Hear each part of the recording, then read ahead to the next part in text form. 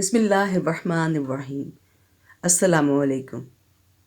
حضرت سارہ رضی اللہ تعالیٰ عنہ حضرت ابراہیم علیہ السلام کی زوجہ محترمہ اور حضرت اسحاق علیہ السلام کی والدہ محترمہ ہیں۔ قرآن ان کے بارے میں فرماتا ہے، تم سارے گھر والوں پر اللہ کی رحمت اور برکت ہو۔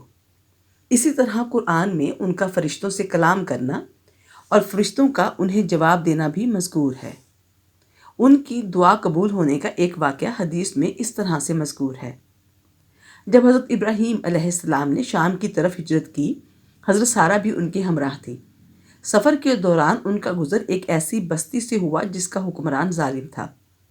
اسے خبر ہوئی کہ ان کی بستی میں ایک خوبصورت خاتون آئی ہیں۔ اس نے حضرت ابراہیم علیہ السلام کو اپنے ہاتھ دعوت دی اور ان کے ساتھ خاتون کے بارے میں پوچھا کہ وہ کون ہے۔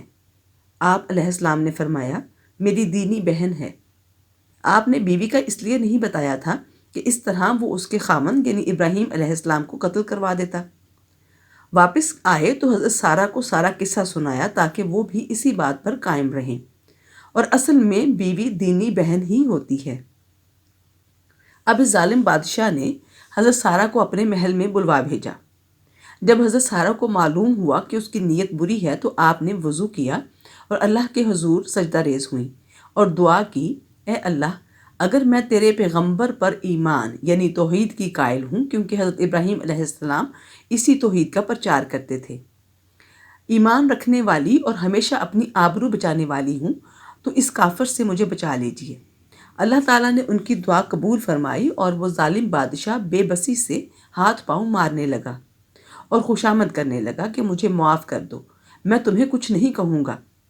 اب حضرت سارہ نے خیال کیا کہ اگر یہ مر گیا تو سارا الزام مجھ پر آ جائے گا، لہٰذا اللہ سے اس کے اچھا ہونے کی دعا کی۔ اللہ نے ان کی دعا قبول فرمائی، وہ اچھا ہو گیا۔ اس نے پھر برا ارادہ کیا اور آپ کی دعا سے اللہ تعالیٰ نے اسے بے بس کر دیا۔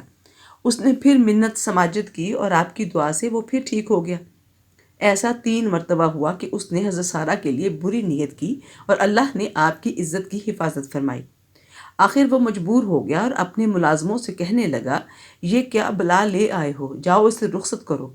اور حضرت ہاجرہ رضی اللہ تعالی عنہا جو قبطی قبیلہ سے تھیں اور انہیں بھی ظلم سے غلام بنا رکھا تھا اور اللہ نے ان کی بھی آبرو محفوظ رکھی تھی، کو خدمت کے لیے ان کے ہمراہ کیا اور وہ حفاظت کے ساتھ واپس حضرت ابراہیم علیہ السلام کے پاس آ گئیں۔ بے شک اللہ تعالیٰ اپنے سامنے جھکنے والوں اور پارسا لوگوں کی ایسے ہی مدد فرماتے ہیں۔ اللہ تعالیٰ ہمیں اپنے ایمان کے ساتھ زندگی گزارنے کی توفیق عطا فرمائے، آمین۔